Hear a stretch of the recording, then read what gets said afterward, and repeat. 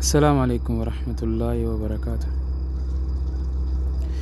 Namoonni gaafii na gaafataa turtanii aappii tokko malee akkamitti tiraanisleet godhachuu dandeenya, barreeffama haa ta'u uuma fadheewu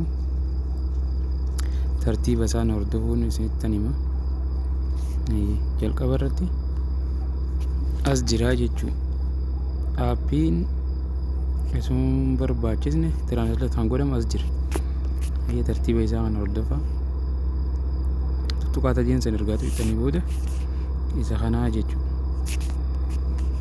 akkamitti ol baasna achi gubbatti haji'uuf qabdanii teessanii kanatti asitti ol baaftan jechuu.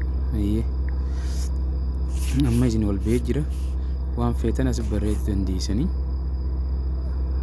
afaan feetan filachuu dandeessanii jechuu asitti argamu waan ta'eef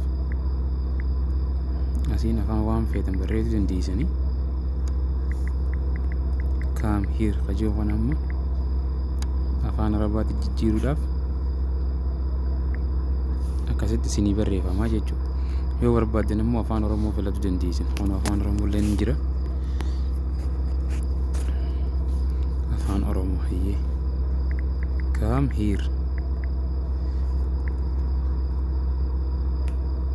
as kootu hajii waan olaanaa amma deebi'ee jira jechuudha. Isiniif aappii tokko osoo hin fayyadamne barreeffama feetan waan barbaadan tiraansleet godhachuu dandeessanii jechuudha. Yoo feetan afaan arabaa, yoo feetan afrikaan, afaan hundas jalatti hammatee jira. Itti fayyadamaa